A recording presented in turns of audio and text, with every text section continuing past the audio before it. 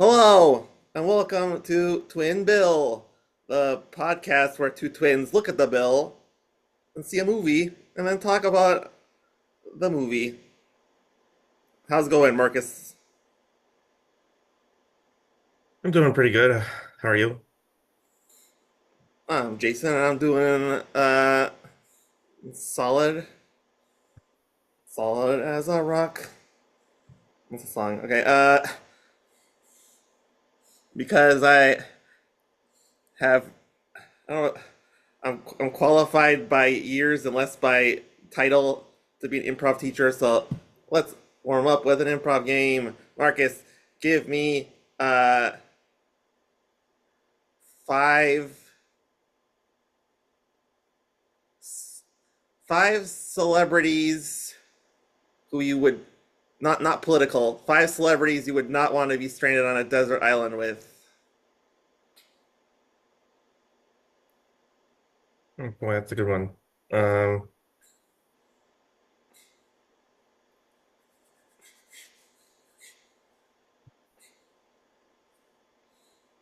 uh, Gordon Ramsay, Be Too Angry. One. Oh, but better than number one. Skip Bayless. I guess he counts as a celebrity. Oof. Uh, That's two. Well, I mean, yeah, yeah. Um,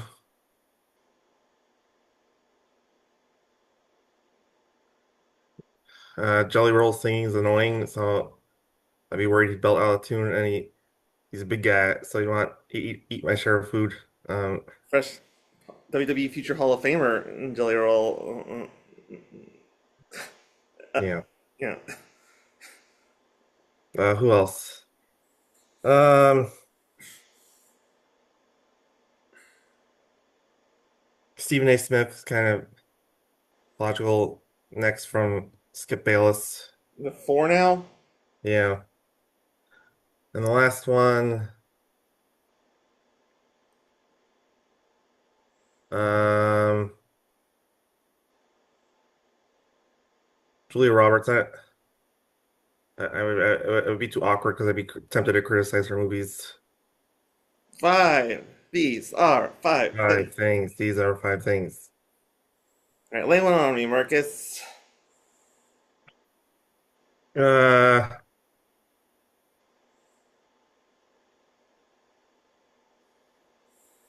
Name five characters. They don't have to exist or not. That you would want a stuffed animal for to own that you don't currently already own.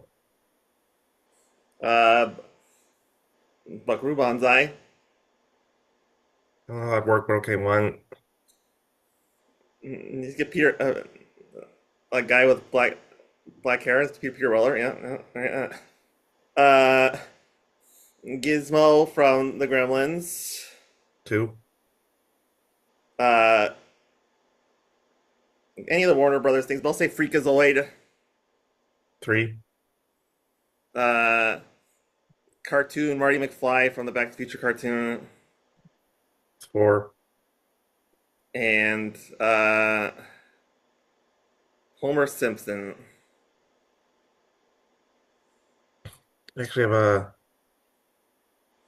an action figure of him. I don't have a stuffed animal. If it ain't a plush, I don't touch. That almost rhymed. All right, these are five. Five things. These are five things. All right, we put this off for a week because this movie was daunting to watch based on everything I heard about it, and this movie did not disappoint in that it was as disappointing as I was told. I was told as it was. Maybe you have a slightly more positive take on Doctor Detroit. We'll get into that. So, Doctor Detroit, it's directed by a man named Michael Pressman. Had you heard of him before you seen this movie? Did you know that was his name? Now, No and no. Well, we talked a little bit about this. I guess at that point I did, but uh, no, I so fun fact for our audience: Michael Pressman is the master of the sequels that are not looked on well in hindsight. Teenage Mutant Ninja Turtles. God, Secret of the Ooze. Need more Zevia. Oh my God, we watched the shit out of that when we were kids. Yeah, I don't want this blasphemy about Michael of Teenage Mutant Ninja Turtles too. It was a fun movie. yeah. The first one's still better, in my opinion. It's higher quality, but Okay, the one that's a lot harder to defend, uh, from Bad News Bears to Bad News Bears Breaking Training, where the comic foil of the original movie refused to be in the movie, and they hired William Devane instead of what's his face, Walter Matthau, and it's just not very funny. I think it's on William Devane's business card. William Devane when there's nobody else. He was okay in 2 seconds of Marathon Man because he didn't really have to play a character with Yeah, the I, actual. yeah, I suppose that was just a good movie. I feel like they could have. He's he's nowhere near as good as Dustin Hoffman or Olivier. Yeah, yeah, I know, but still the character. Even the I don't know her name, the girl who betrays Dustin Hoffman. It's just Bad News Bears. The whole point is Walter Matthau for half the movie does not want to coach the team, and then Yeah, William Devane in the second movie is like a motivational speaker who really wants to coach the team. It's just really crisis of much worse than Marathon Man. Anyway, uh, so I had made this note here. So technically, for once in his career, Doctor Detroit, by far the best of the Doctor Detroit franchise. Michael Pressman is a winner. yeah. So this movie came out in 1983.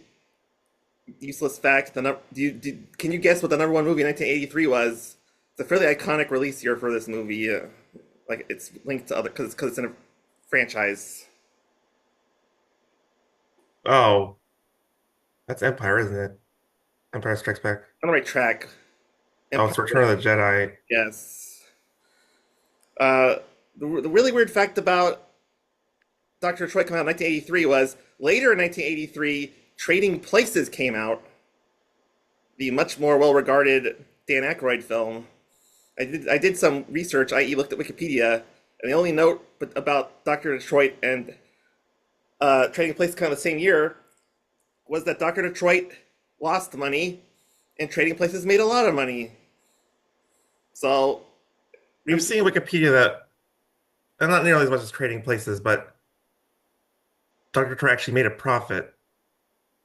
oh, yeah, I don't like even nowadays. Hollywood calls things flops because either as a right or for write-off purposes or just to clarify the PR budget and stuff like that. So I mean, Hollywood. I don't know if Wikipedia budget factors in the marketing costs. I don't know how much marketing cost they had back in '83 anyway, but They had anyway, TV and maybe radio. I don't know. it's fair to say that Print ads. fair to say, I think we both agree that in a general note, Trading Places was a little more critically and commercially successful than Doctor Detroit. But yeah. So, more fun facts about this movie. This is the first Dan Aykroyd film made after John Belushi died, and the first feature film that gave Dan Aykroyd sole billing on the marquee. He was John Belushi's sidekick for the preceding portion of his career. For about a good 5, 6 years. Well, no, maybe less than that, I guess, because they were on Saturday Night Live. They were making movies the whole time together. Oh yeah, they because Blues Brothers was their breakout, and that was '80, and they left SNL in '79. And I think it's just Blues Brothers and Neighbors. Is there something else they were in that I'm forgetting? I can look it up, but whatever. Because this isn't about this movie's not obviously has no John Belushi, obviously, but yeah.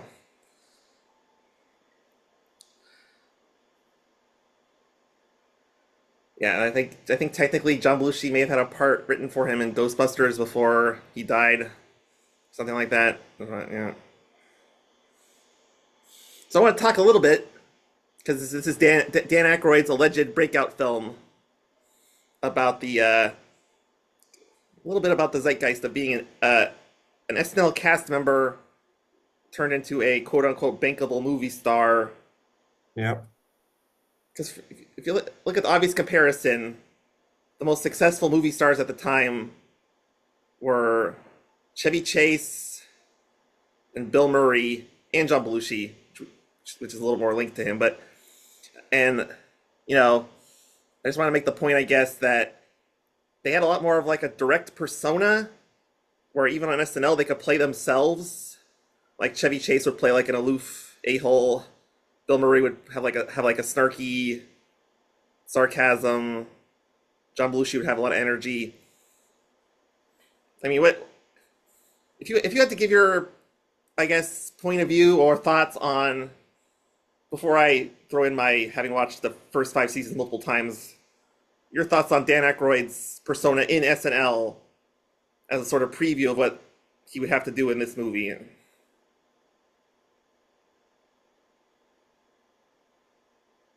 I mean, I don't know SNL as well as you, but in the skits I've seen, I don't, what's he famous for in it? That's the thing, is he He's kind of, he's go ahead. I'm just saying, I was gonna say that he's the most famous things are kind of playing off other people, which kind of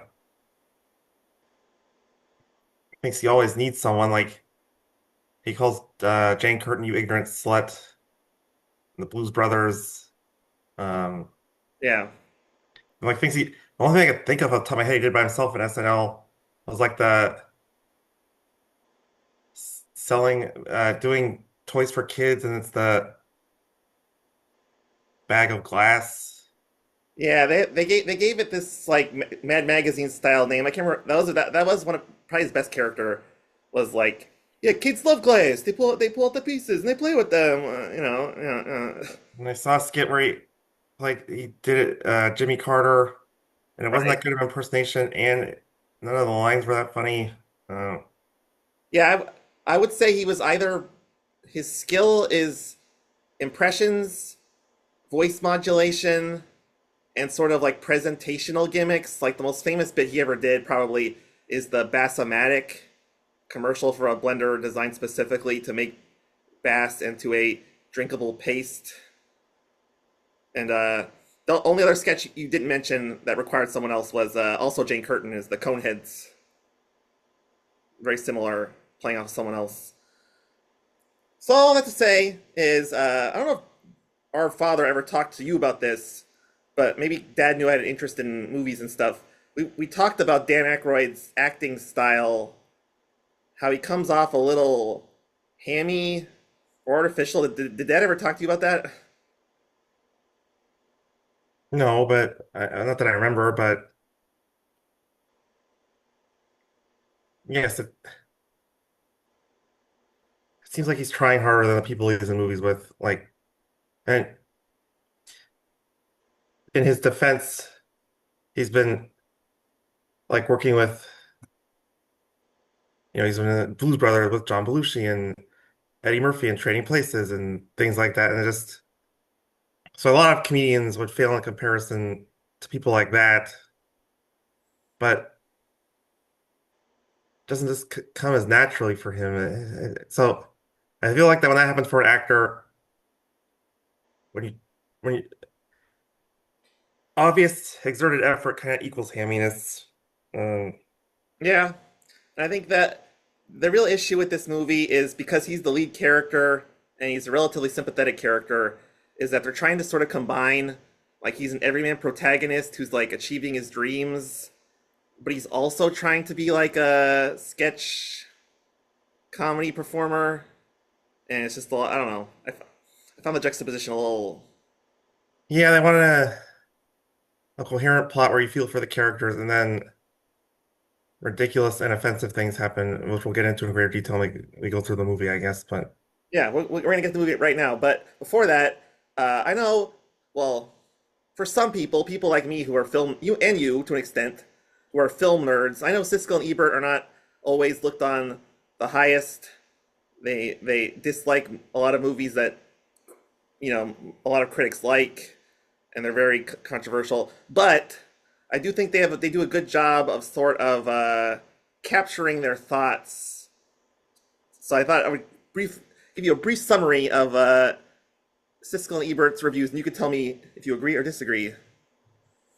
So this is from their newspaper writings, not the show. But Mhm. Gene Siskel said Dr. Detroit was a miss, but it was a genial miss. So it was kind of sloppily made and not very good, but it was in a likable sort of way. Do you think that's fair? I definitely agree with the mess. Um, I don't know what he means by likable. I assume he means like you like the characters and Yeah, I think. Well, I guess I'll just get to it right now. Uh, Roger Ebert's review kind of gets to the same thing, where it's like, I didn't really like the movie, but I like Dan Aykroyd. I like some of the characters. Roger Ebert's blurb, which I'll read now, is it's a humble little screenplay, which I definitely agree with, and we'll get into as we go along. Had, but it also had a lot of funny moments, and Dan Aykroyd shows a lot of invention. I think he's being very kind because, but I do know what he means because Dan Aykroyd demonstrated his basic physical skills. You know, we'll get into it, but a lot of accents, a lot of physical presentation. yeah, I guess what I understand when you use a humble little screenplay because if you take it, break down just the plot and not the wacky hijinks within the scenes, which kind of turn into SNL skits because they're so ridiculous and don't advance the plot a lot of the scenes. It Yeah, does feel little in that regard. And I guess I don't humble's kind of weird. I know what he means though. But we'll just get into the plot because I agree in the sense that the humbleness is that the plot is so simple that I felt disinterested. But I'll clarify that as we get going. So let's kick off the movie right away. Well, there's two things at once. What did you think of the Doctor Detroit theme by my favorite band of all time, Devo? Uh, He's a man. it's He's Doctor Detroit. and honestly, if you told me it was done by a Devo cover band trying to sound like Devo, I would have believed you. It doesn't sound as good as anything because through you and through Spotify or whatever, I've listened to a lot of the Prime.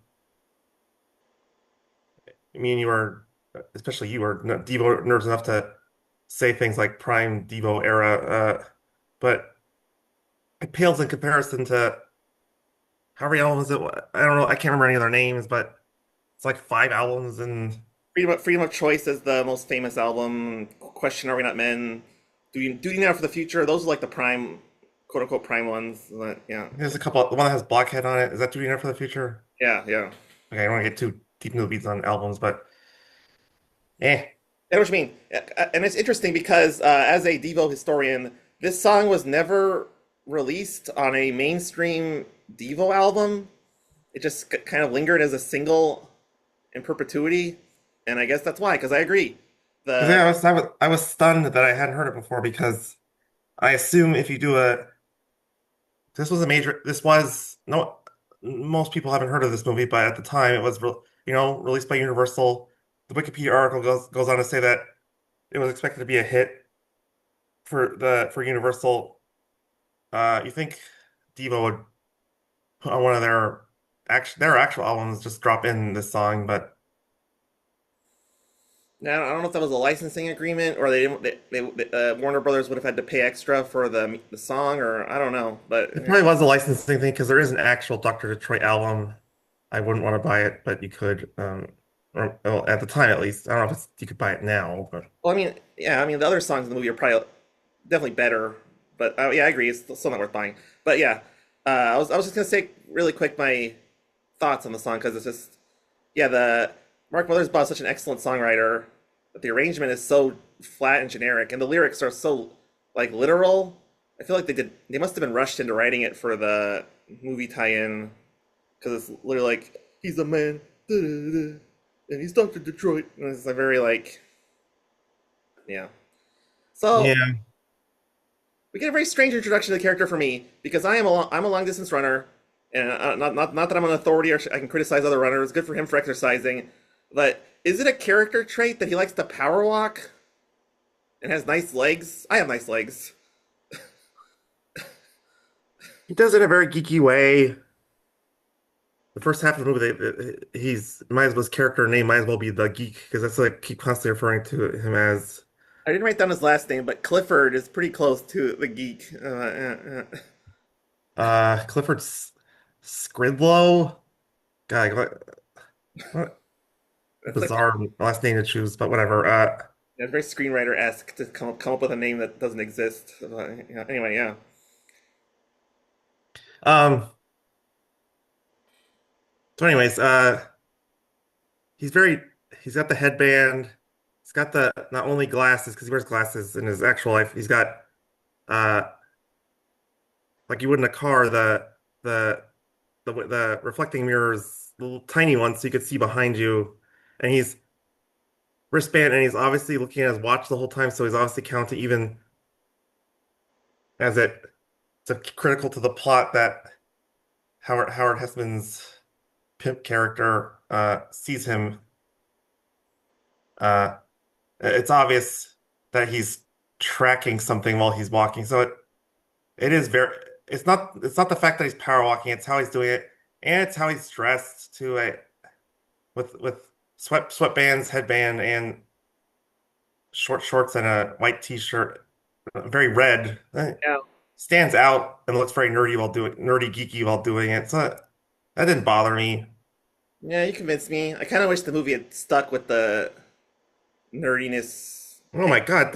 longer, but Of course they stuck with it because how much he talks about comparative literature and stuff and you know, gives boring gives very nerdy type lectures. I mean, the second or whatever portion of the second half or whatever portion of the film, he does kind of just go with the flow with the whole "I'm a pimp now" thing. We'll get to that. Yeah. We'll get to that. I want to talk about Howard Hessman. This is what the people tune into this podcast for. Howard Hessman talk. So, interesting thing about Howard Hessman, speaking of SNL, because if people think about Howard Hessman anymore, I don't know if they do, but they associate him with WKRP in Cincinnati because he played that very specific character, the like burnt out hippie DJ Johnny Fever on that show. Yeah. But in reality, Howard Hessman, the man who hosted SNL in the 80s multiple times, actually has a little bit more of a deadpan, sort of sad sack energy.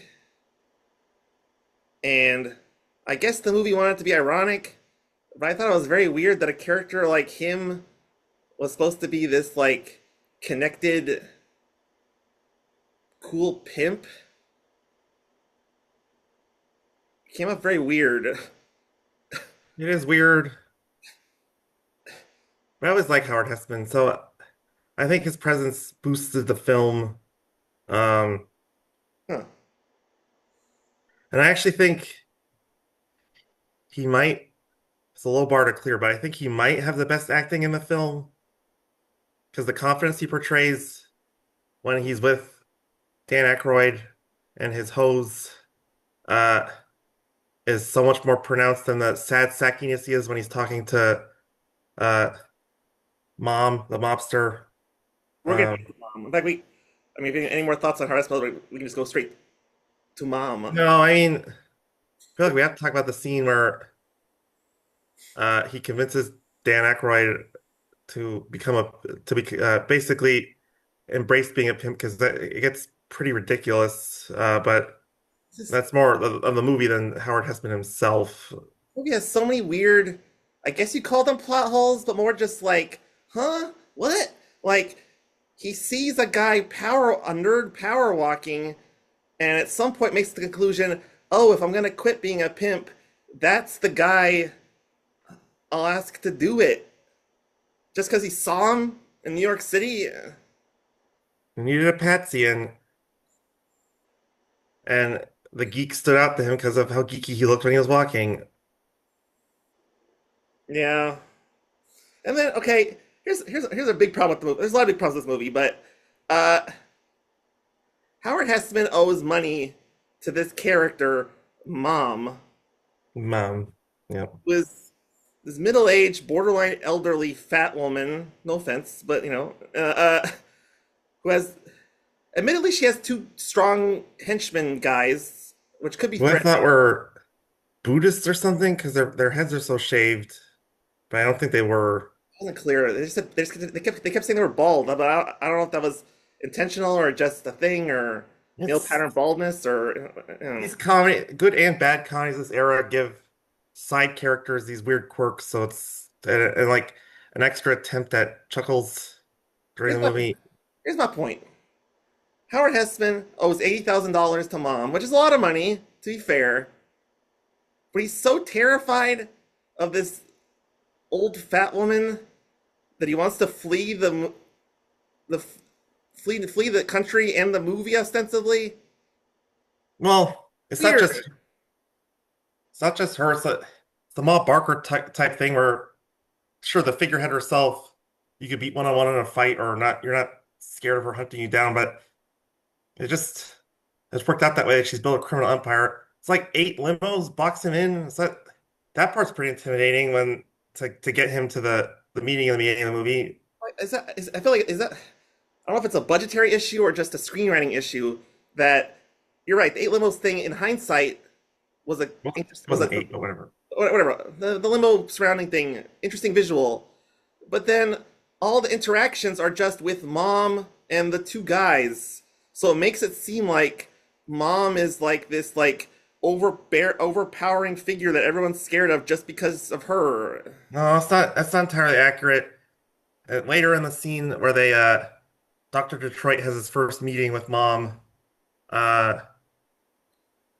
there's like 50 gunmen pop out of the woodwork. Yeah, I would have liked a little more I don't know, even distribution of this threat or explanation or something, but I don't know. But you're right, though. Those are the two times. It's where it's not consistently present, but even though the budget had a pretty big budget at the time of Wikipedia says 8 million, which again, I don't know if that factors in marketing and stuff, but so it's not a low budget film per se. That's probably, I mean, relatively low budget for today. That'd probably be about like 12 million plus in today's money's 8 million in 1983. Um, Yeah, it might be a little higher, but regardless, yeah, it's not a lot, especially if they're filming in New York, which would be almost impossible now. But Actually filmed on location in Chicago, except for a couple scenes in LA. that was all Chicago. Look like Central Park, but Oh yeah, it's even though he's he's that's kind of how he gets away with it because he's from Detroit and uh so Dr. Detroit's a character so to be a pimp because his he can't be the pimp as a professor. And so he's from Detroit, but the all the action takes place in Chicago. oh, that's weird.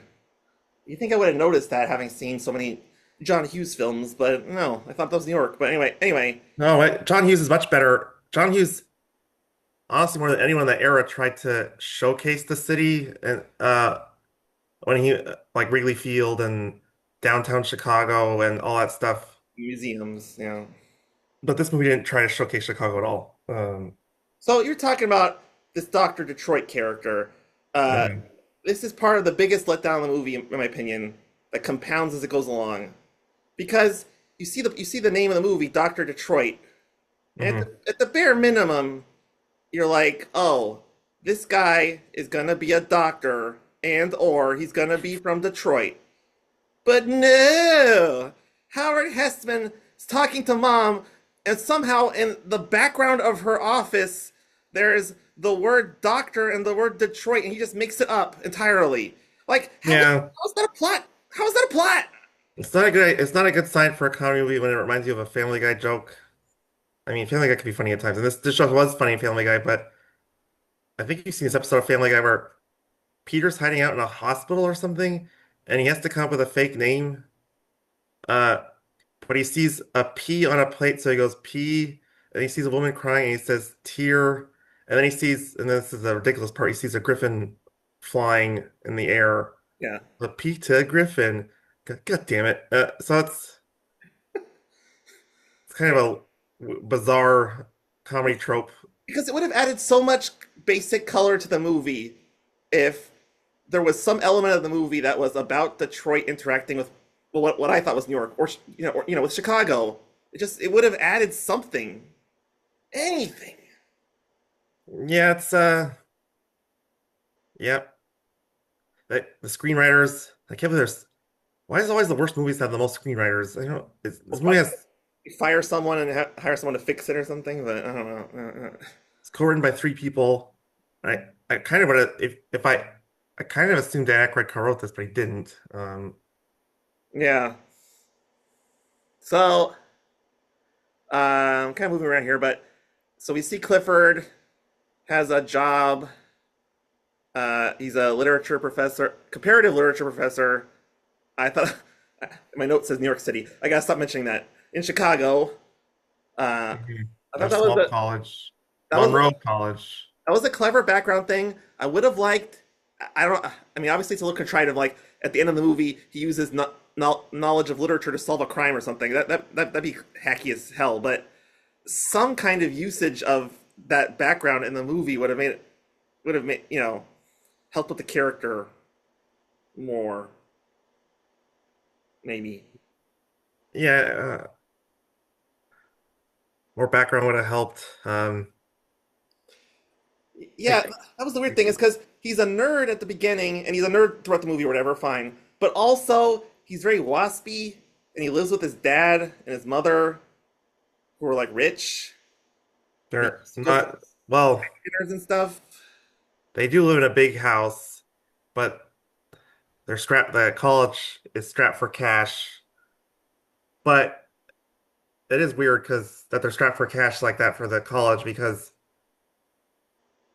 all the all the scenes with like because there's scenes where the college trustees are meeting and then the big dinner to get the kind of spoiling the end here, but the donation to well, it's not that the actual college stuff isn't that big of a spoiler. To get the donation from the that one guy, uh, that one philanthropist, which was kind of weird. Yeah.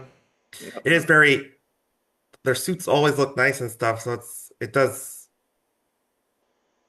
comes up as waspy, so that's intentional and kind of cheesy and lazy. So anything Dr. Detroit, it's the monocle falls into my champagne sort of reaction. Honestly, now that you're mentioning it, kind of reminds me of Trading Places because I mean, the Dan Aykroyd character has a little more depth, but also an entitled waspy guy by design. Yeah, yeah. Ralph Bellamy and Don Amici are much better than the guys they get for Dr. Detroit to play the hoity-toity, Yeah. uh, kind And of appalled by the main character. yeah, Dan Aykroyd's dad's like he's like fairly famous character actor, but yeah, it was just all And right. that's the other thing is the evilness that Ralph Bellamy and Don Amici have, where they're cutthroat, toy with people for their own benefit, for their own enjoyment. So I could laugh at them. Well, it's makes them worse people, I guess. It's more enjoyable for the audience because it makes them more. Yeah, It's more clever because hero versus villain related to money. Trading Places wrote jokes, so Doctor Detroit gets hurt by comparison. But yeah. Oh yeah, so I want to briefly mention uh, Howard Heston's plan is stupid in real life. You're running an illegal prostitution empire, and you're gonna give it to some guy you just met. Like, what if Dan Aykroyd gets arrested? Wouldn't Howard Heston get in trouble? He fled to American Samoa. Yeah. Honestly, I guess that's not the worst part. Uh, yeah, I think the movie could have made that point a little clearer. He has no interest in maintaining the business. He's gone. All right, uh, we're gonna talk about this amazing prostitution business because everyone loves prostitution businesses. After a brief Zoom inflicted timeout. It's gonna go, yeah.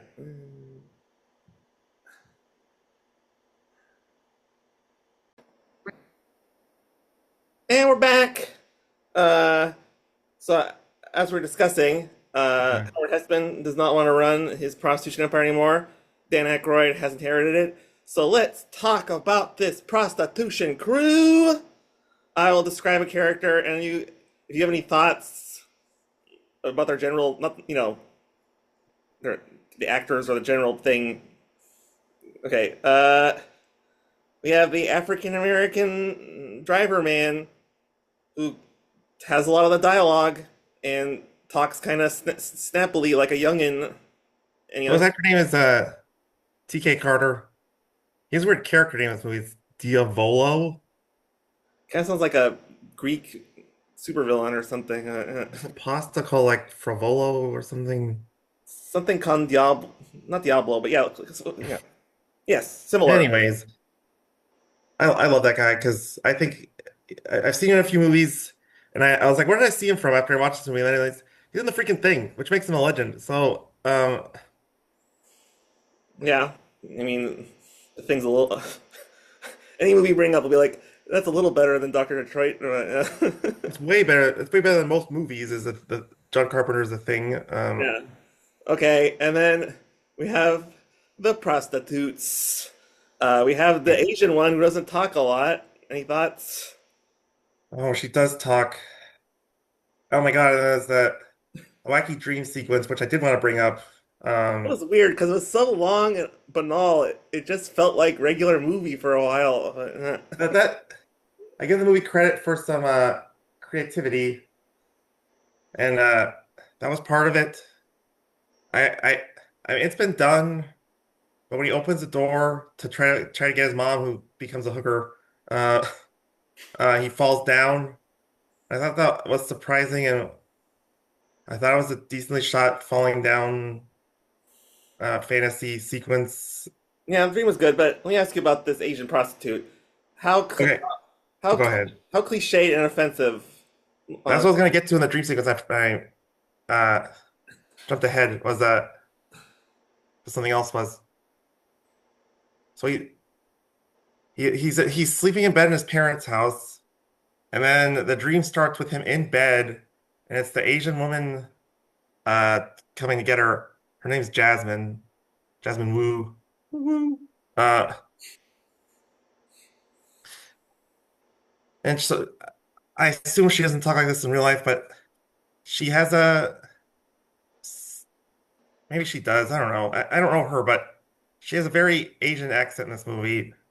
And then she says something like, "Come with me." I don't even want to imitate because it's just offensive in her kind of not really. I wouldn't say thick, just Asian accent. And then Dan Aykroyd imitates it. well, I don't know if I missed that or just blocked it out. That's not good. Me like you to fly Weiss. You don't want to. You don't want to have that in your movie. Even in 1983. I mean, back then it was more acceptable, but Yeah, I mean, obviously, because obviously, an '80s movie this is the only. This is gonna be the only Asian character we get. This is very uncomfortable, but yeah, a little more, a little better, I guess. We have the African American female prostitute. They didn't play into any big stereotypes there. She's pretty polite, like a lot of these prostitutes, very polite and demure. But yeah, no, it's she's kind of forward thinking for a 1983 black prostitute character in a comedy. She's strong-minded and determined, kind of. She doesn't talk that much, but uh, she's very sure of herself. So I give her credit for that.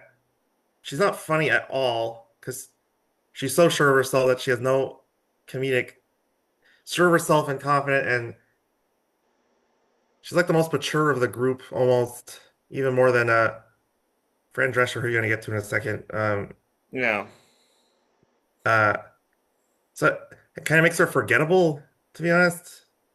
I Out of agree. the four of them, I think they're all are pretty forgettable. But before we get to the names of the hookers, we'll get to her right now. We have Donna Dixon, whose main attributes are she's pretty tall, she has blonde hair, and she's polite. I think like the actual Donna Dixon has a southern accent and is fairly demure and polite. Any other thoughts on Donna Dixon's role in this movie? First time I've ever seen her actually act in anything. But, yeah. I mean, she looked most like the model out of any of them. Was taller and had big hair. Um, A appropriate physique for a attractive lady, not to be too sensation, whatever the word is, Dan impolite about Aykroyd it. liked her because they got married in real life shortly after this. Well, you're romantic though, but we'll still get to that later. And then honestly, kind of reminded me of Donna Dixon's character a little bit. But we have Fran Drescher. She does the most talking of any of the prostitutes. She has dark hair instead of blonde hair, and she's a little abrasive. I was kind of disappointed she did not go for the full Fran Fine Queen of Long Island shtick, but I guess Would that have been too much. I would have liked it much more though. What you like about the nanny is actually it's a well-written show as opposed to this movie. And also the nanny, I know it's a sitcom, so it's literally designed to have jokes in it, but the nanny goes for jokes. Dr. Detroit does not go for jokes. But, It's more wackiness than funniness. Funniness is an word. You know what I mean, for yeah. this movie. So we're talking about marriage. Not to, I was gonna say spoiler alert or not to spoil, but whatever. We're gonna get there anyway. So at the very end of the movie, it's revealed that Dr. Detroit marries, or Clifford marries Fran Drescher. Was that set up at all? Because I was confused when it happened at the end of the movie. I know he likes all of them, but to marry one of them? No, I can't recall any.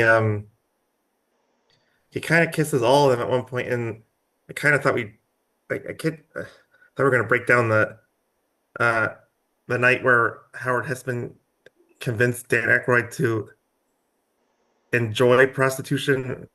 Yeah. He doesn't. Dan Aykroyd doesn't know he's gonna become a patsy to become a pimp. Um, in Right. that scene, they, I think they all end up kissing Dan Aykroyd at one point, all four of them. Um, Right. but other than that, no, there's no Fran Drescher and Dan Aykroyd walking aside and saying, I like you, and it's like I like you too. No, no, it's like I really like you. It's like "Ooh," nothing. I don't know. I'm screenwriting here, but no scenes like that to Yeah, because highlight their relationship or potential relationship that I recall. there's nothing against that in theory him marrying her, but like why not Donna Dixon, his real wife? By the way, Because they did no, but because they did set up Donna Dixon romanticizing the the the donor guy, the guy who donates the money to the college. oh yeah, and it even says she's active in Republican politics or something like that. Or anyway, This might be the worst movie where is there a term for that? What's it called in filmmaking where you put text beneath characters at the end of a movie to explain what happens to them? I think I might be taking this from literature, but I call it like a postscript or yeah. There's other words for it, but yeah, Animal House. Is Animal all. House, Goodfellas. Well, Goodfellas was black screen with text explaining what happens, And Goodfellas is more a subjective point of view for the protagonist as opposed to based on real life. Yeah. yeah.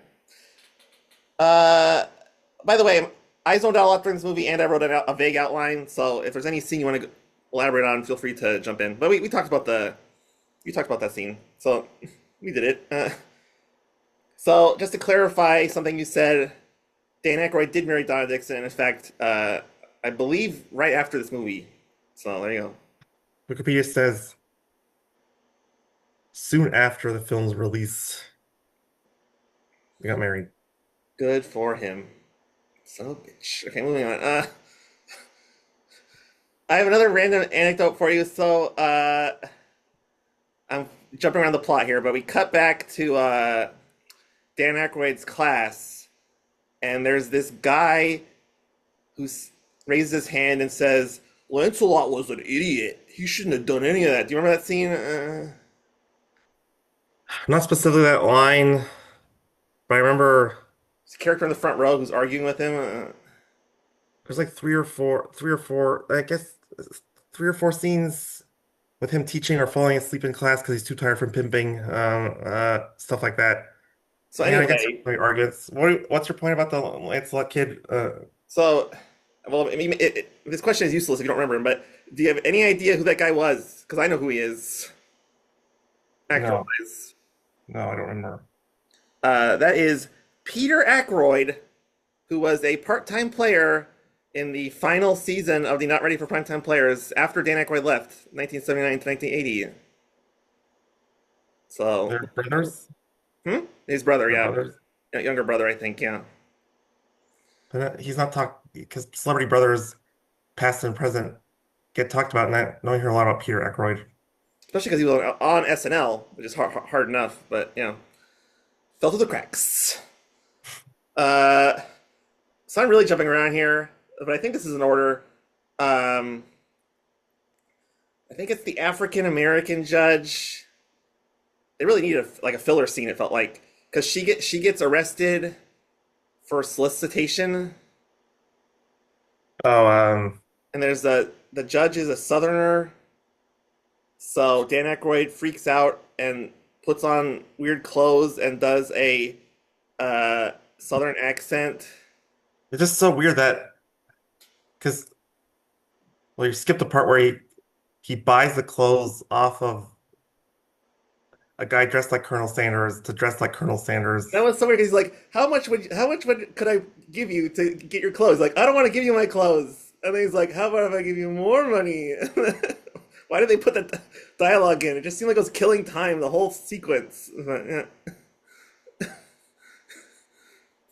So what do you think of that Southern character? Was it funny? I didn't think it was funny.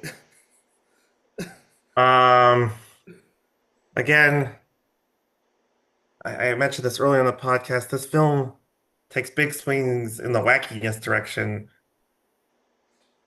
without for but for wackiness to be good, it has to be funny. You know, it's kind of like what Potter Stewart said about what was it? Pornography. Yeah, or indecent things where he said, I know it when I see it. Yeah. Um, You know it when you're laughing or not bored during the scene. yeah, Yeah, yeah. trying to explain what's funny or what you want to see in a comedy movie as a comedy fan bore someone to tears describing it. Well, that's the thing about comedy is a lot of it's based on subversion. Like you expect one thing, and then something else happens, and the surprise makes you like a shocked reaction, which comes out as laughter. It's like we see a Southern judge, we see Dan Aykroyd get the seersucker suit or whatever, come in as a Southern judge, do Southern things to the Southern guy, and then leave. There's no turn. It's way too obvious and lazy. Uh, his freaking name is like Robert E. Lee or something, the judge. Yeah, it just it did feel very SNL esque. Like it was like, oh, this is a thing over here that's gonna end. So, yeah, it was novel at least in that sense. It reminded me of an anthology film or something. But yeah, yeah. I apologize, but I thought we are gonna break down the best night of Dan Aykroyd's life to get him into the potentially being a patsy for pimping. All right, what do you want to say about it? He had sex with those girls. Go ahead. Well, what did you think of well earlier in the night because they just have him in the same restaurant and that's how it starts. Hmm. But then they keep giving him drinks, which is one thing, but they literally give him pills. Do you remember that? I mean, it sounds vaguely familiar. The big He's about to grab a drink, and Howard Hessman like drops pills out of a bag or something into his drink, and I'm like, Yeah. and usually I'm watching the movie by myself online on a non-streaming site, which shows you how in demand this movie is. Uh, and I said, why are they roofing him? I thought he was gonna pass out because it was Uh, uh kind of did in like a safe way. Like he crashed at the end of the night and then he went to work drugged I drugged out. and there were big pills. It was not like cartoonishly big, but like Yeah. the big pills you get from the pharmacy. It was weird because the what do you call it? The basic description of the plot makes it seem like Howard Hessman has to bully or confuse Dan Aykroyd into taking this prostitution thing, but it kind of seems like he's going willingly. But it seems like it's kind of wants it both ways, vaguely. I don't know. And then neither of us are weed smokers. Um, but Yeah, weed's not that much of a hallucinogenic, like, it's not at all really.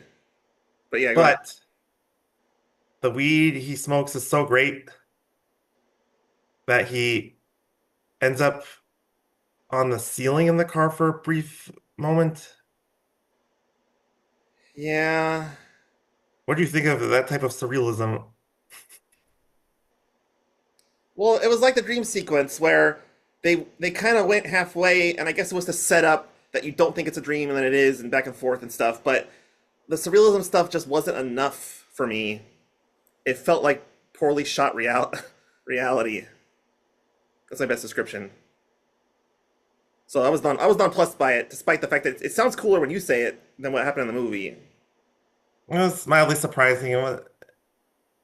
I wish kind of sure there was more of that because at least be surreal already if you're going to be crappy. But okay, The plot is so surreal and sort of lyrical just because how fast things move along. Speaking of which, unless you have more to say about this, I'm gonna just finish up because I don't want to we don't need to delve too much in the rest of it. But this this is it's kind of a long con because it takes all night of Howard Hessman's plans to get him to stay in the apartment overnight. right. He gets him there. Okay, where I don't know. I just thought the whole thing was weird that they start watching porn together. Yeah.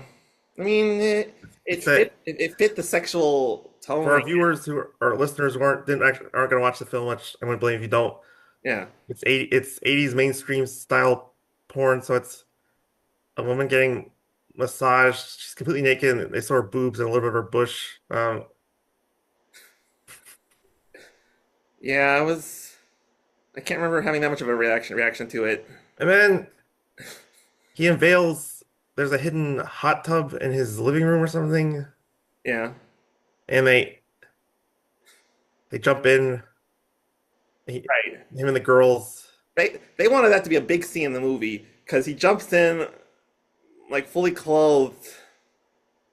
Like, whoa, that's crazy.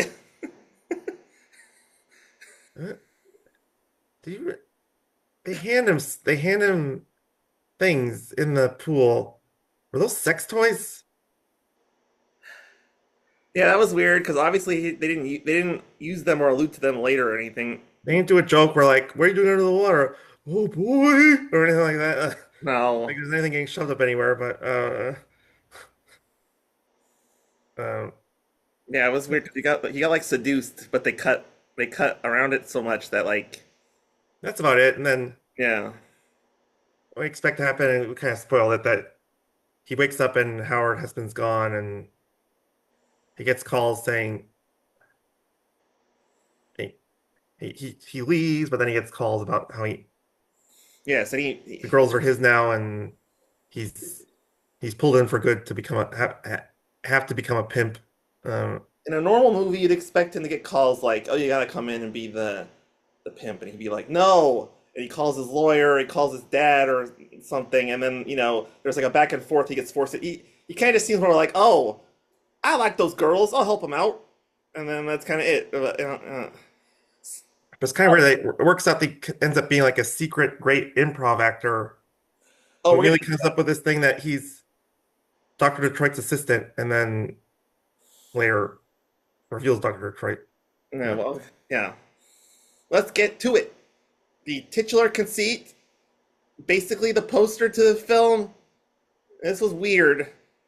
So I'm sure I'm skipping stuff that you'll correct me on or whatever, but he's on the phone with mom, I He think. mo- he calls mom directly. And he's like, I don't know how he has mom's number. He finds it in a phone book or something. thanks, which is just, I mean, at least we streamlined that and didn't make it a long scene or something, but that makes no sense. But yes, he calls mom on his phone, and then he realizes he has to put Dr. Detroit on the phone. So he's like, I got it. Hello? I can't even do it. How? It's like this weird Wallace Shawn impersonation voice. It's more like, I'm Dr. Detroit. Like, what the fuck? There was no explanation at all. There was no, like, he heard that earlier in the movie, or his dad sounded like that. None of that shit that would make a movie make sense. He just started doing a random voice. I don't know what. He had to think of something that didn't sound like himself, and that's what he came up with. Didn't you find that annoying, at least, on a basic Sonic level? Uh, yeah, I guess it would be. Honest, So, I mean, if I met someone in real life who talked like that, I'd be like, "Good God, I don't want to hang out. I'm not going to spend any time with you." and then he needs to come up with a costume so they don't know it's him as Dr. Detroit. So he Yeah, puts on like fake 50s leisure wear in bright greens and yellows. And he puts and don't forget the mace on his hand. that was just a big metal hand. I guess there could have been a mace on it, but Uh, I think it had fingers. let's see.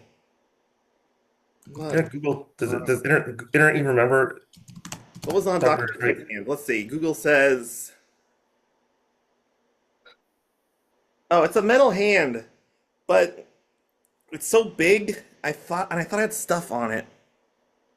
It's kind of almost like it's swelling, Because and it, the yeah, it looks like a water pourer or whatever you call it, like a off the stove, like a coffee pot. It's very thick, and because the fingers are ginormous, they're like 3 times the size of your thumb. yeah. So my God, I know, I get that it's.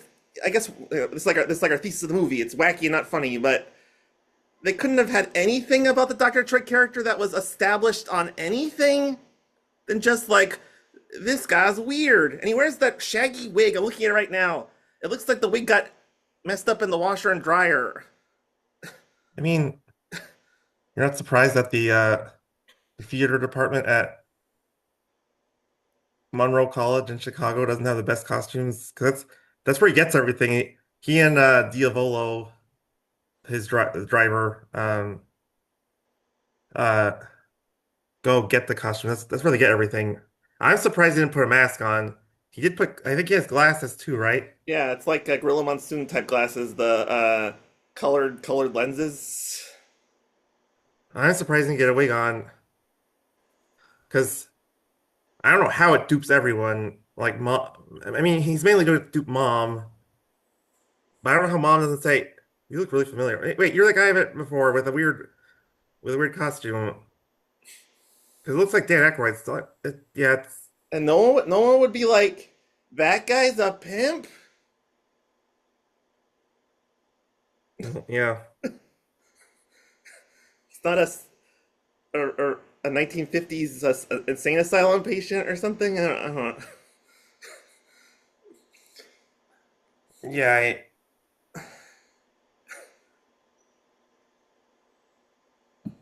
sure Dan Aykroyd tried really hard for on the voices. This, cause I know all about SNL character creation because of your comedic education. Yeah. And I through that I know how SNL kind of works and you come up with his character work. And what he did would probably get applauded if he wrote it in SNL because it's like writing a character that's not you, kind of, I guess. Yeah. I mean, character's a little thin because of the whole I'm a criminal mastermind. It's not a very realistic point of view or anything, but yeah. So I have a really random point to make. Probably should have made this earlier. So this movie's all about pimps and prostitutes and stuff.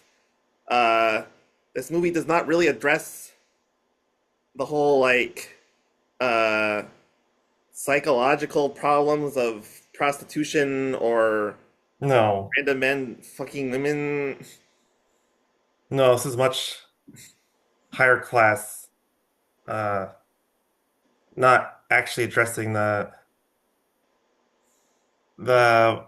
violence and sexual assault and often psych, psychiatric problems and drug abuse that a lot of prostitutes have. This is not. This is kind of to the extreme that being a pimp is awesome because you're with models who want to have sex with you. Yeah, trying to look up if there was ever like a really good successful comedy film about the prostitution industry. Like Risky Business is, I guess, probably the closest thing. He's not even a pimp. He just hires a hooker. No, I think he ends up running a. I haven't seen the movie, but I think he expands into a business. I think. Oh, then yeah, that's probably number one. I can't think of another one. I mean, Google, Best Little Whorehouse in Texas. which was a flop, but yeah, Google's well, Deuce Bigelow, Male Gigolo. I stand corrected, but also I actually like that movie. I never, And I can't it's even, dumb, but I like it. can't even watch that. Google's counting Boogie Nights, which is ridiculous. I mean, I'm sure there's something about that in there, I but like comedy, but yeah, it's not comedy either. But yeah, yeah. So that's my point. It's hard to make a movie about, but yeah, that's not the big problem with this movie. Okay, if you need any scenes to clarify on, let me know because I'm sort of rushing towards the end here. Man, I started zoning out. Um, well, I just want to say because I think you might be skipping the big meet in the junkyard. that was actually my next scene. Okay, go ahead then. I think this should have been the climax and ending of the film. Maybe not Only be, you're so lucky. But maybe not from a screenwriting perspective, but just because when I watched the scene, I'm like, oh, the movie's over, and my brain just like shut down. Like I refuse to acknowledge further plot. We'll get into that in a second, but yeah, this gets my. I think this, in hindsight, was the biggest issue with me with Mom as a villain. It's because Dan Aykroyd is not probably not like the greatest athlete in the world, but he's probably more limber than Mom demographically. yeah, actually, in the scene when Howard Hessman is looking behind Mom, trying to come up with a name for this fictional pimp, he comes up with Doctor because Mom had a picture, a signed picture from her doctor saying, "Congrats on your colons, congrats on your successful colon surgery," or something like that. Oof. Colon swapper, colon surgery, or colon swap. Yeah, it's pretty graphic if you think about it too much. Well, not well. This aside from it being gross or whatever, it would just be like, yeah, that would cause a lot of physical issues for like getting Yeah, it. she was around too well for something like that to happen at her age too. But anyways, yes, she's not the physical specimen that Dan Aykroyd is, who we established in the very first scene is a uh, Expert power walker. regular power walker. So, oh my God, okay. The rest of this review is gonna be you explaining things to me. So, I remember something happens to Mom, but obviously she doesn't die. What happened in the junkyard again? Oh my God. First of all, I know we just said he's a better athlete. I thought that's what you're alluding to is so like I said earlier, there's like fifth Dr. Troit's like,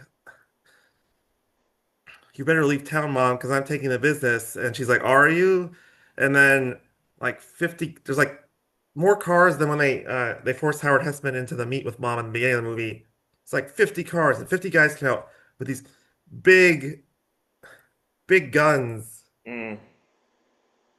And Dan Aykroyd's big a plan to survive and beat mom and it works is just running around the junkyard and not getting shot. And the gunmen keep missing. And I mean, we're not watching Black Hawk Down or The Hurt Locker or something, so I'm not expecting or a more thoughtful action movie where it's like you're expecting prime tactics per se, but it's a junkyard and he's running through like there's 50 guys and he's running through like a small alley of cars in between. Hmm. Just have one of the 50 guys go around the other side and then corner him and you could gut him down. But no, like, they're always behind him and they just miss as he runs the corner, runs the corner. This junkyard must be humongous because it feels like maybe it's just because the movie's so like, monotonous at points. It feels like he turns 50 corners. Um, and then he's so good at running, he eludes everyone and gets into a crane right behind mom. And he picks her up with the crane pretty high, especially for a comedy like this, and drops her into a pile of cars. No, that was a lot more violent than I remembered. And then he escapes. And they're all thrilled and like, Mom's gone. Woohoo! And then So, it, okay, like I said, usually explain the whole thing, but there's like a timing thing where they have to go right then to the fundraising dinner, or is that later, or no, it's later because it's not the same night.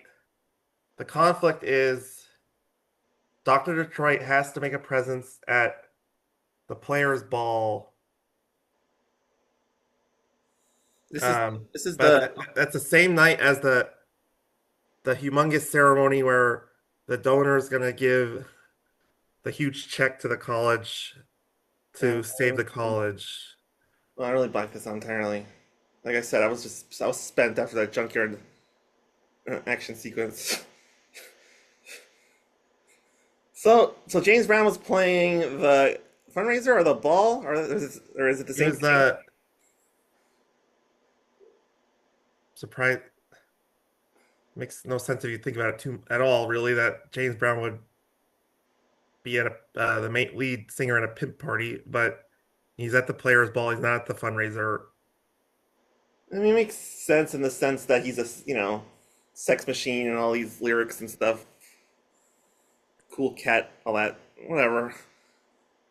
It almost makes it this whole movie makes it almost think that well, she does get busted earlier in the movie, like we talked about, but that prostitution's legal because how glamorous and how big the party is, and it's across the way from a because it sets it up comedically. It allows Dan Aykroyd to plot wise pull off being at both parties on the same night, the fundraiser and the players' ball in the same hotel.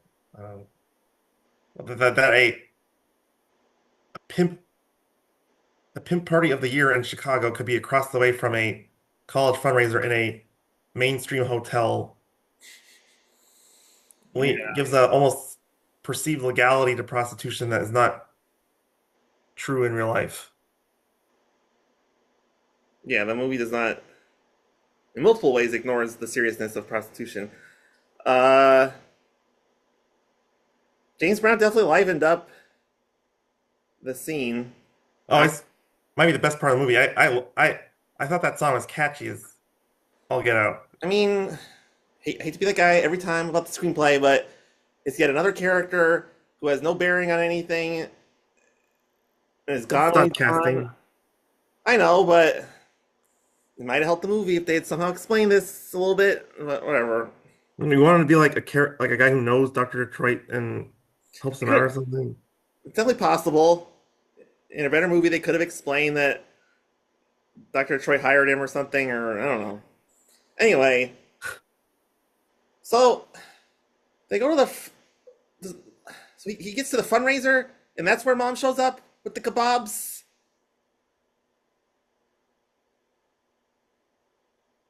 Yeah. There's a party in yeah. There's a party in between at some point that Dan Aykroyd has to cater at his parents' house. Right. But No, you're right. We not too much from that dinner. See, I mean, Fran Drescher ends up being an excellent caterer and cooks. We don't need to go over that. Other boring And then people. the Asian woman does a Oh, and stereotypical Dan, belly dance. oh, belly dance, right? Yeah, yeah, yeah. Seven Veils or something like that. I don't know, whatever. Anyways, yes, it's there's shish kebabs on swords. Maybe it was like a churrascaria or something with meat. It was According some to type of food on swords, according to Wikipedia, they're just kebabs, metal kebabs. right? Because they end up being more like epes or sabers more than the full swords that churrascaria uses. But yeah, it's at the hotel kitchen that they get the swords. So what? Because obviously he didn't stab her to death. What happened at the end? They duel for a while, and he wins, and he has the fencing sword, which they look to me like they were capped. Like I had the black caps on the end so you can't stab someone. Maybe I'm making that up. But anyways, maybe they didn't have that, and you could somewhat legitimately that he could have stabbed her if he wanted to. But he has the sword on her chest basically and says, "I could kill you, but I'll show you mercy. I'll let you leave if you promise to leave town or something like that." And she agrees, and some bouncers or whatever kind of pull her out. Yeah. So that's pretty much the end of the movie. Yeah, the donation's a success. Turns out to be $1 million, which the amount is hidden. Whatever. Um, yeah, that's pretty much it. And then they get to the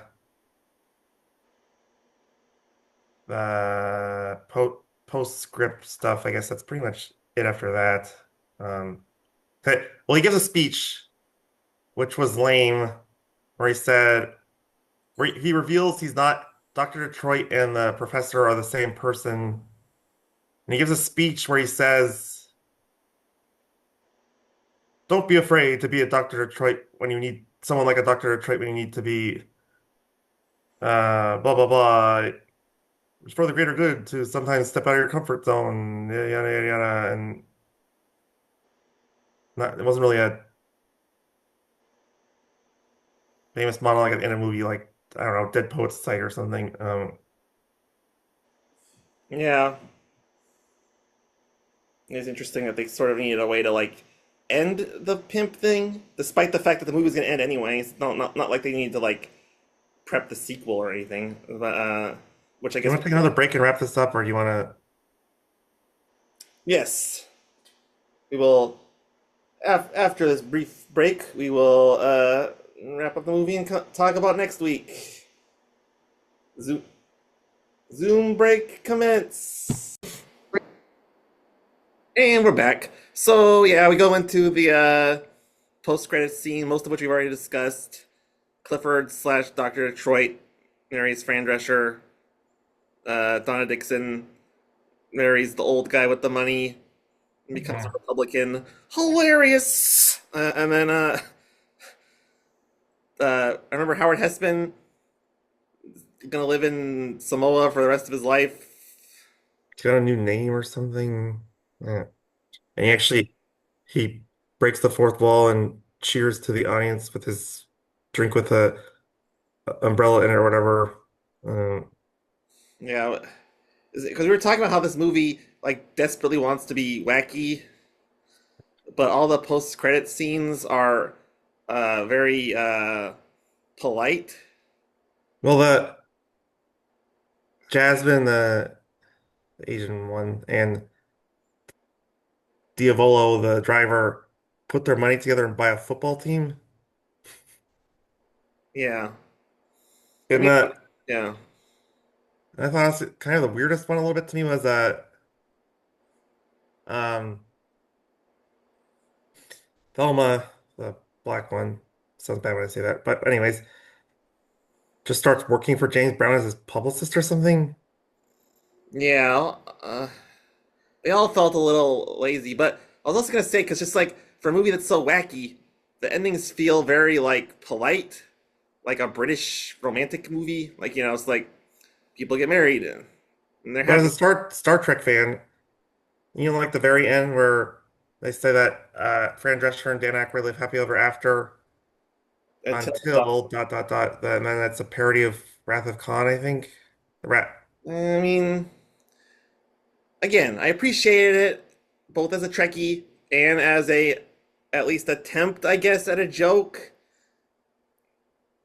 But it's like, again, we're making a reference to a sequel that we all know is never going to happen. It's a little like, eh. It kind of came out of nowhere. It was very brief. If they wanted to play that up for jokes, they could have at least played some better music or something. But it was fine. But yes, if my particular nerddom is like some kind of quota system, I guess it gets a slight upgrade. Uh, so we're gonna wrap up this movie with our scores, and I want to try. I kind of throwing this on you last minute, but if you can think of your favorite and least favorite moment in the movie, whatever that means, I'll go first and give you a chance to think. So, on a scale of 1 to 10, I'm gonna have to give this movie, uh, jeez. I'll give it a 2, which I feel like is almost kind. It's a comedy film. I did not laugh at once. Premises were either hackneyed or just forgot to be actual jokes. And yeah, aside from Dan Aykroyd, the characters were all paper thin. It's amazing a movie has like 5 female characters in it, or something like that, and all of them are like polite to men and underbaked.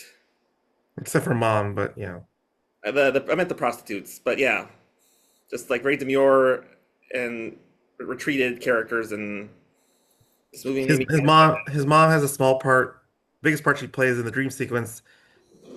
Dan Aykroyd's biggest fear is that she becomes a prostitute. Dan Aykroyd's mom is very, very nice. yeah, Um, yeah. Her mom's nice, but also not really much of a character either.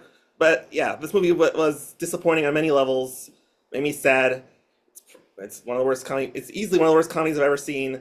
I gave it a 2 just because uh, the premise was interesting until it wasn't, and Dan Aykroyd's weird voice and 50s clothes distracted me for a minute. So James Brown and Devo. I'll make it a 3 because of Devo. Okay. And my favorite moment in the film was definitely the theme from Doctor Detroit by Devo. I did not even like the song that much, but I'd heard about that song for my whole life, and I got to hear it on the big screen, relatively speaking. That was cool. And my least favorite moment in the movie, oh, had to be when Howard Hessman read Doctor Detroit's name off a poster, and I knew this movie was just gonna be forced and rushed. Marcus, your okay. thoughts? Uh, those solid picks for those categories or whatever.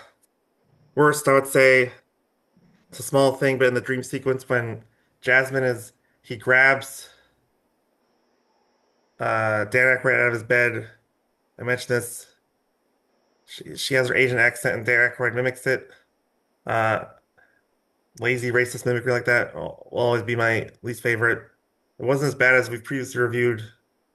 Hardly Working and Jerry Lewis's Teflon Chef, but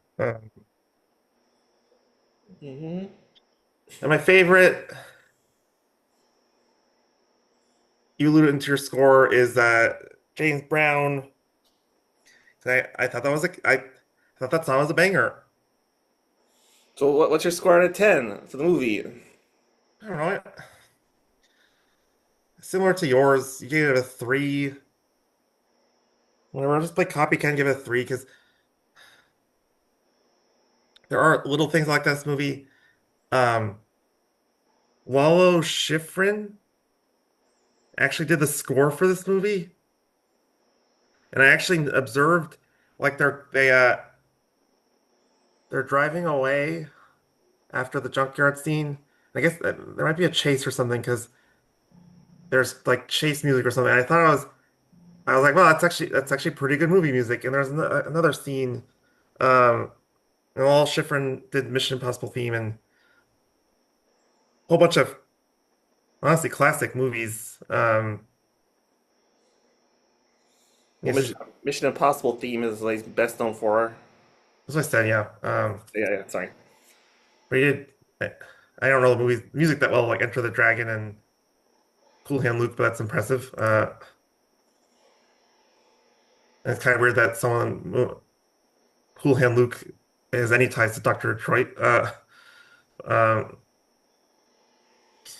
but overall, I did like the attempts at wackiness, like he's upside down in the car after smoking weed, and um, the dream sequence gets pretty silly. The whole scantily clad woman and his mom, a prostitute, and he falls through the sky after walking through a door. But it's wacky, but not funny for the most part. And the only potential appeal of the movie, because of how unfunny the actual comedy is um, trying to be interested in the plot, but it becomes way too simple, and it's kind of apparent it's gonna be simple. Um, because it kind of is a nightmare scenario when he wakes up in the apartment and Howard Hesseman's gone, and he's a pimp, and it's distracting him from his work. It could have easily, if they wrote it differently, been like a horror movie because his life's ruined. But then things pretty quickly wrap up in a package so conveniently for him, like the lawyer thing where he pretends to be Colonel Sanders basically, and then Yeah. runs around a junkyard, and that allows him to get the to defeat Mom and the armed goons, and And he can operate a crane with no prior knowledge. It's like he's not the only movie character to have done that, but it's still lame. Yeah. there's probably more conventional movies because I'm thinking like Naked Gun, where if you just think about the plot of Naked Gun, it's probably poor. Well, honestly, it's a little better with the whole assassination at attempt at Dodger Stadium, but um, there's so many gags and a lot of them hit, so it becomes an enjoyable film experience. Um, So but yeah. it's like almost none of them hit. hmm Nothing particularly funny happens in this movie. Speaking of which, one last question: did you laugh at all during this movie? I did not laugh once during the entire Doctor Detroit experience. No, I don't think so. There weren't really that many jokes. It was just I'm hammering this to death, but it's silliness and wackiness over actual comedy. Yeah. It's kind of like, ooh, that's unexpected. Like if you're reading a play and then husband and wife are talking, and all of a sudden a, s- a stork or an ostrich enters the scene and be like, huh, that's weird. Uh, It sounds like huh, an uh, UNESCO play. huh. The pimp has a metal hand. Huh. Uh, the Asian one's doing a belly dance at the party. It's like, okay. Yeah, I groaned during those moments. I didn't go, huh? But yeah, so I get your point. So speaking of, I guess better movies, I'm thinking probably kick Fantastic Four another 2 weeks down the line if you have a movie for next week. Do you have a movie for next week? Yeah, I'm kind of gonna alternate between movies between for the 1001 list versus a pick. Because my last pick, I think, believe was Predators or something. Could have one in between. I think it was Predators though. Um, so I 1001 list I haven't seen. It's a shame because the 1001 list actually stopped publishing new publications a few years ago. Um, So I have to decide on my own from 2021 onwards what movies are must see, yada yada. But um, Hmm. it's actually one of the newer ones from when the list was still pumping them out Yeah. from early 2020, an independent drama called Never, Rarely, Sometimes, Always. It's an American film? Yes. Who's the director? Eliza Hittman. You're not gonna recognize anyone's name I throw out. I don't want a whole bunch of names. I just want the director, but okay, we're gonna watch that movie. Good luck getting me to say the whole title once on camera. It's on Peacock, so we can watch it relatively easily. Alright, so we'll have a full review of that. It still might be funnier than Dr. Detroit. Okay, until next time, I'm Jason. That's Marcus. Twin Bill. Yeah. And we're done.